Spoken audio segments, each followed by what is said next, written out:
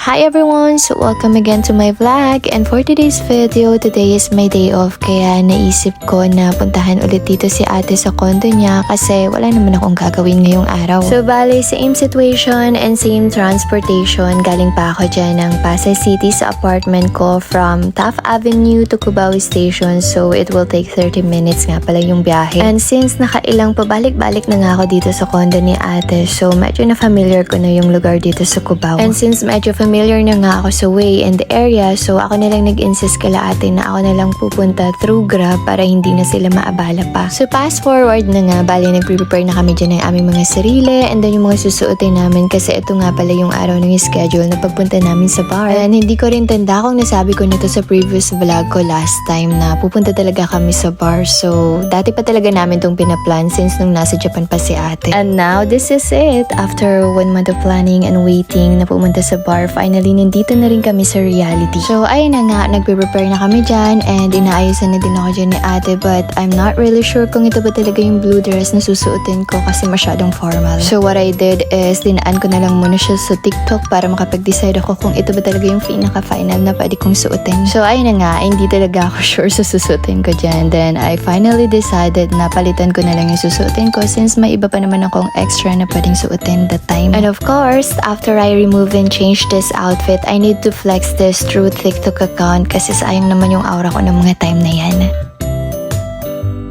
And this is the final outfit na naisip ko na lang suotin. Medyo simple lang pero may dating, charot. I mean, what I'm trying to say is simple lang, hindi masyadong nakakabastos at cute pa rin tignan, charot.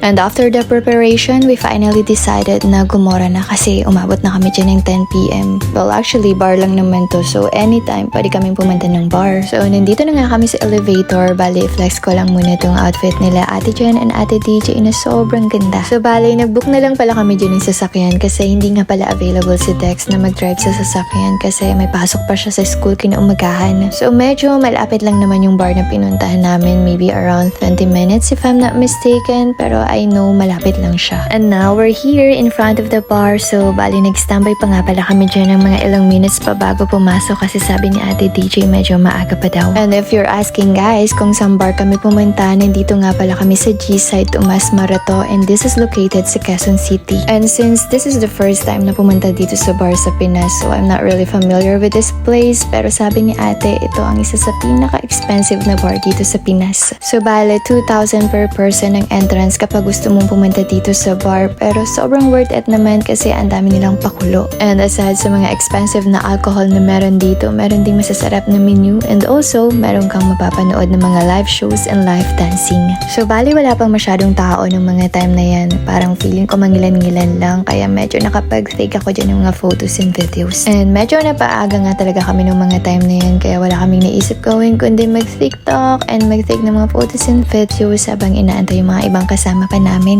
Well, actually, the reason why kung bakit sumama ako dito sa bar is just because sobrang nag-enjoy ako nung unang pumunta ako sa bar sa Japan. Bale, yung kasi yung pinaka-first experience ko na pumunta ng bar together with my friends and unexpected kasi hindi ko alam na mag-i-enjoy ako and it's very unforgettable up until now. Kaya naman 1 month ago nung pinaplano pa lang namin ni Ate DJ na pupunta sa bar, sobrang na-excite na din ako. So, ayun na nga, while waiting dun sa mga ibang kasama namin, pumunta muna ako ng comfort room para mag-prepare ng sarili ko kasi nung tinikman ko yung alak, feeling ko hindi ko talaga kayang inumin. So, ayun na nga, since hindi naman ako masyadong umiinom at hindi ko kinakaya yung lasa ng pait ng alak, ay nag-request na lang ako dyan kay Ate DJ ng medyo lady strings na matamis na medyo kaya kong inumin pero malakas pa din yung tama. Parang siya, charot. And finally, after a minute, dumating na yung alcohol na nirequest ko and sobrang nagustuhan ko yung lasa niya, medyo matamis, parang juice. At dahil nga bet na bet ko talaga yung lasa ng drinks ng mga time na yan, abay pa nai-request ako ng 3 beses niyan kay Ate DJ hanggang hindi ko na malaya na may tama na pala ako. At dahil nga napapansin ko na umi-effect na talaga yung alak na iniinom ko dyan dahil ilang beses ako nag-request, I just finally decided na mag-stop na muna kasi gusto ko pang manood nitong mga live dance and music. And now, I'm gonna show you guys some of the short clip videos that I took while they're performing live dancing and music inside here the G-Side Bar.